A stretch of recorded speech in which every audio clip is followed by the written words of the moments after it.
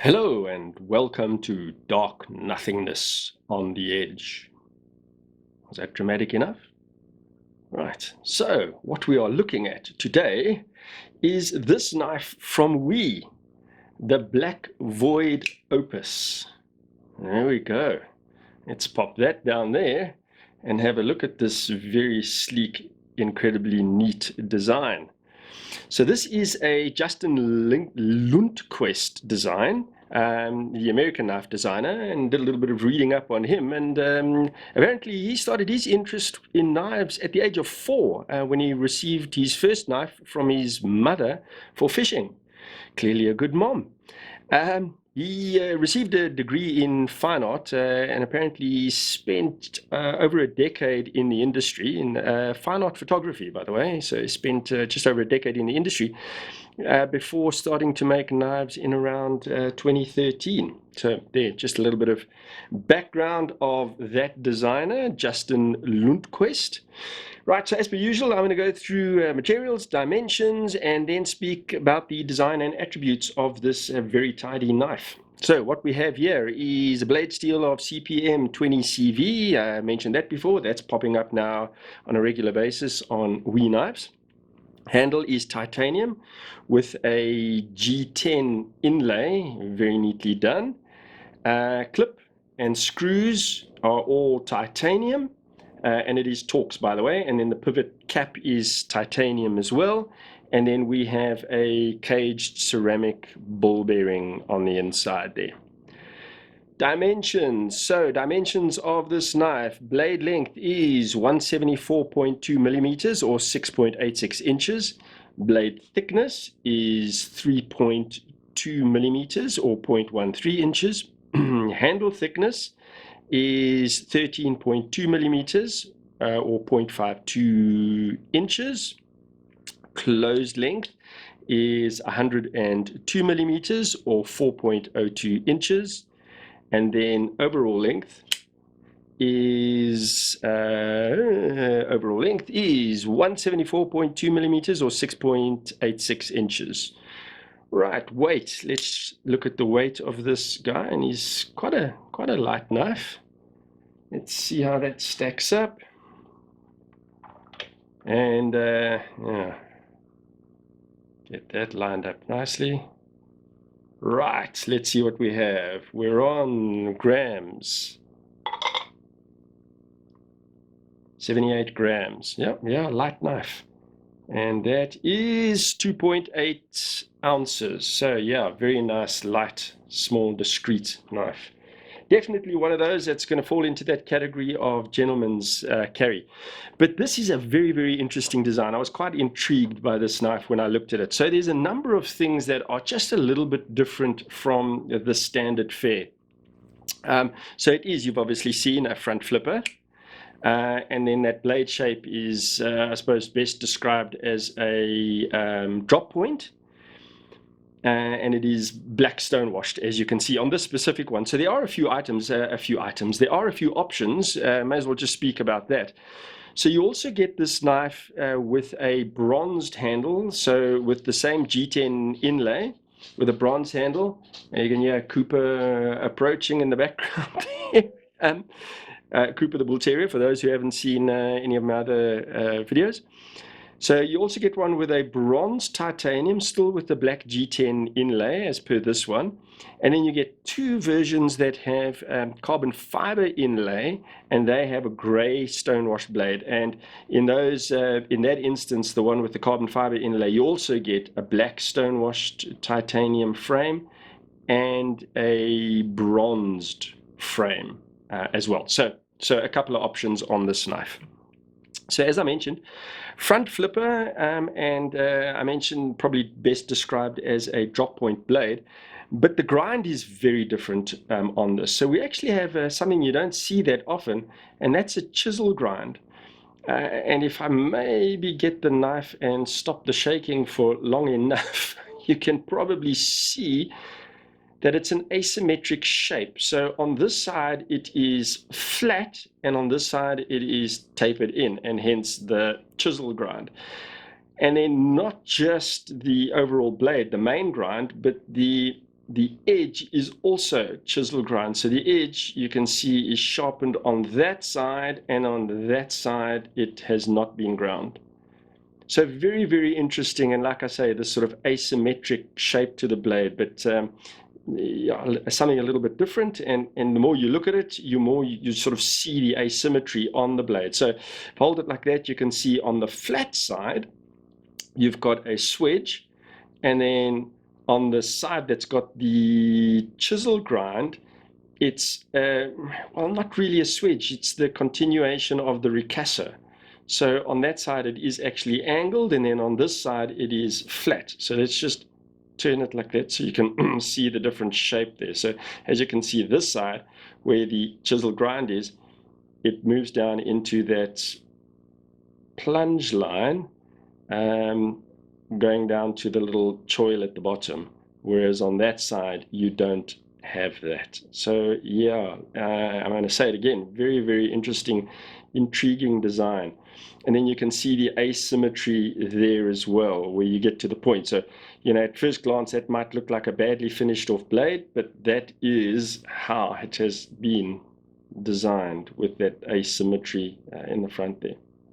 So yeah, really nice. I do like this. I do like it because it's different, and because as you turn the blade, you know, from either side, it gives you a different look.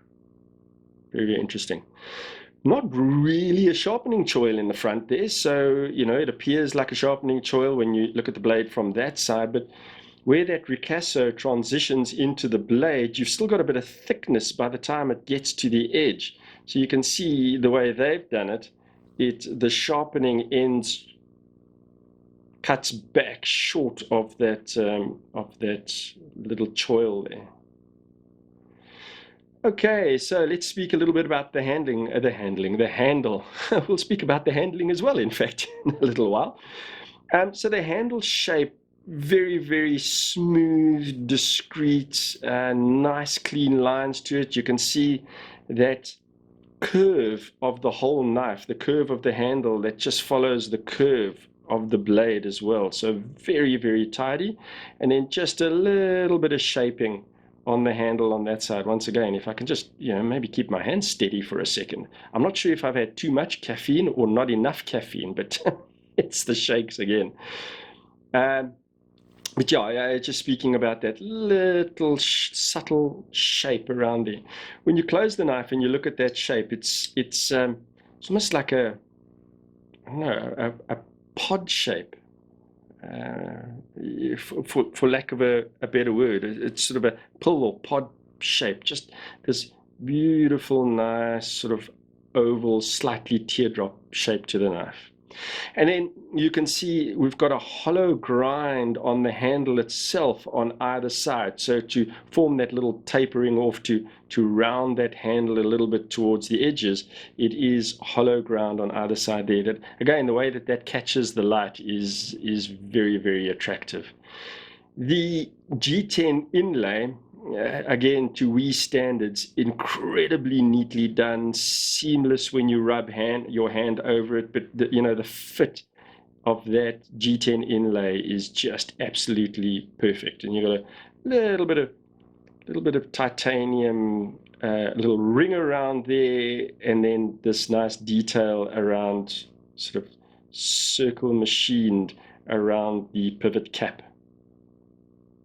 So tidily done, such a tight design. It really is. The little WE logo done nice and subtly on this one. Well, it's just slightly domed. Right, tip up carry, and see a nice shape to that pocket clip as well. And then, you know, to reflect this hollow grind on the handle, you've got just the subtle, smallest little hollow grind on the edge of that pocket clip as well. So really, again, it's just such a well integrated design, this beautifully done. And then where that pocket clip attaches, you can see it attaches right at the tip, the back tip of the handle, right on the edge. And that is the same screw that obviously keeps the knife together. You've got the little standoff at the back there. So it is, although it's not one of those loop around deep carry type pocket clips, because it is mounted so high, it is deep carry. So again, if you imagine that you're still seeing the clip, you'll just get that little piece popping out the top of your pocket. So nice, discreet, and deep carry. And here's another now very interesting thing. So they describe this as a nested liner lock. So normally on a frame like this, where you don't really have scales and a liner, it would be a frame lock knife. And this is actually not. It's a nested liner lock. So inside there, and I might have to get my torch out here and hopefully get a little bit of success in this, but on the inside there, let's see if we can get a good angle. There is a stainless steel insert, and that's your liner that is, using their word, nested inside. And if you look over there, you'll see there's the little screws that hold that stainless steel lock in place inside the titanium frame. Again, just such a nice and incredibly tidy solution. Very, very nice. And then just another thing to point out is even on the inside of that frame, it's been shaped. So you can see that same sort of hollow grind. Now, that could be done to make the knife slightly lighter, but it just is really attractive as well when you look inside there and you see that that knife's actually been shaped on the inside too. And that's on both sides. You can see it there also shaped. On the show side and the lock side.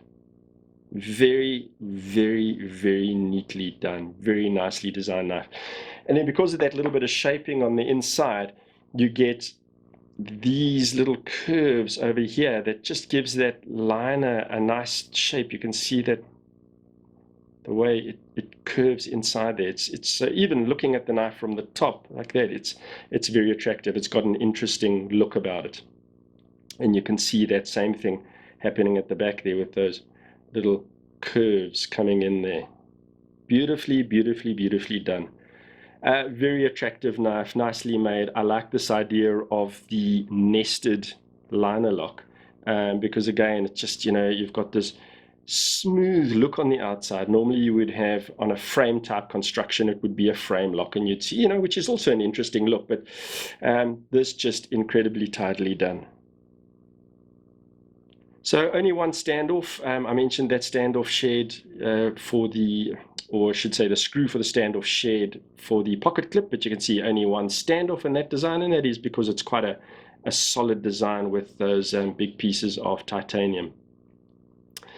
So yeah, I do like this design. I think it is something a little bit different, incredibly neatly done. I like the asymmetry of it and all those little details in there.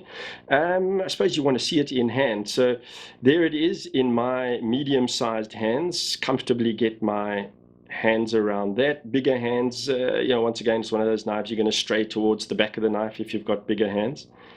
But certainly comfortable in medium-sized hands. And I think the perfect little gentleman's carry, nice and discreet, beautifully designed, and those little subtle details when you start looking around the knife are very, very nice. I think I've covered most of the stuff on the designs. I think you can clearly hear that I do like this knife. If I didn't mention it, the pocket clip, it is tip-up carry, but it's right hand only, so it's not a reversible pocket clip. Well, we see that so often now. So let me pop this down so you can have a good look at him like that. By the way, I didn't mention, there's Justin Lundquist's logo, also very neatly put on there. So it's JL with the Lundquist surname at the bottom of it. Also very, very tidily put on, and nice logo as well. Right. Once again, I've got to thank Blades and Triggers for supplying this knife to me. New stock they've just received. In fact, I don't even have a price for it yet. But check out their website, BNT Online. you know, I'm sure by the time you see this, the pricing will be on there, and it'll be on their website. And then for those international viewers, I'm sure you'll find this knife on the likes of Blade HQ if you're looking for a dollar price. But very, very good looking knife. Right, let's do some size comparisons, and I'll start with some of my usuals, and we'll start with the Benchmade Mini Barrage. Give you a sense of that. And then the Spyderco Manix 2, get him out. Obviously a much bigger knife, but I'm simply showing you that because it's something that you might know or have been exposed to before. And then I brought out a number of knives that I think are more similar in terms of purpose and so on. So let's start first with this guy. Now, I used him in my last video, and I've actually forgotten the name of him, so I might just add that as a little note. Apologies, can you believe it that slipped my mind? Obviously longer, slender, but you know, one of those sort of sleek, maybe too long for gentleman's carry, but you know, in terms of the old design, it might get away as being a gentleman's carry. The other one is the Bestech Pebble, very, very, very similar. Also got, you know, that sort of hidden frame lock, although this is just G10, you know, not as good materials, but similar size knife, and I imagine similar purpose knife. I think if the Pebble attracts you as a EDC, and I did EDC this knife for a very long time, so will the Black Void Opus. Right, that's that one. And then I still got this one on my desk that I still haven't done the review for. What's new? And this is the Kaiser Apus. So not the Opus, but the Apus. Very, very similar size knives, both gentlemen's carry. I think the Apus will be a little bit heavier and sort of similar size, but this is a little bit heavier because of the materials and that copper on there. So anyway, there's that one. And then this as well. Let's get the Pebble out the way. And then I still got the Spyderco with fluff, fluff flying out of it. But the Spyderco little sub-hilt.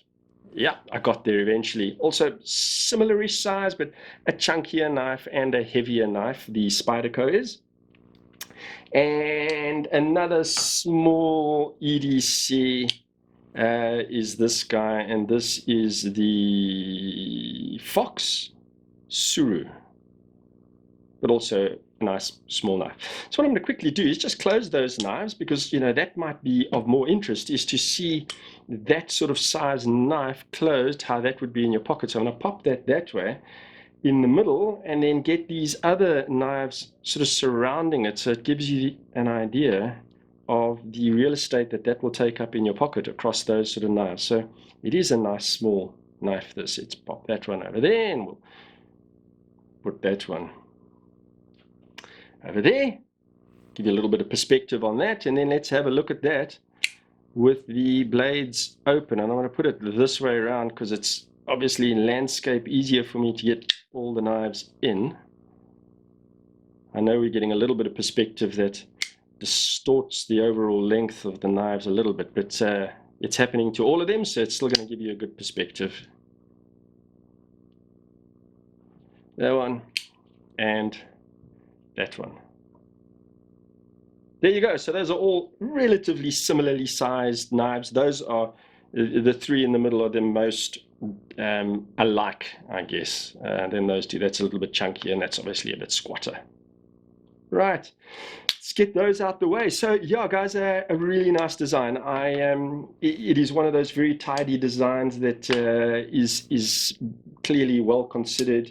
I like the little bit of asymmetry to it, and the little bit of interest, the different construction and so on. And by the way, the action on those ceramic ball bearings, really very, very smooth. And if you're interested in seeing the detent, you know, good detent on there. By the way, if you look at it there, you might be alarmed. You'll see that blade and you'll think, oh, wow, that blade centering is completely off. But that is, again, obviously because of that chisel grind that, you know, gives the impression that the blade centering is totally off, but it obviously isn't. fit. Yeah, nice snappy blade, nice action. Yeah, beautifully done. Another really nice knife from We, and a beautiful design from Justin Lundquist. I don't really know his designs, but after seeing this knife, I'm going to go and check out some of the others and see what they look like, because I think this is an incredibly tidily well-designed knife.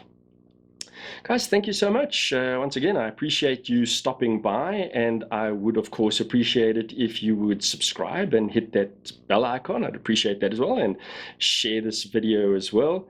And other than that, you go well, and God bless.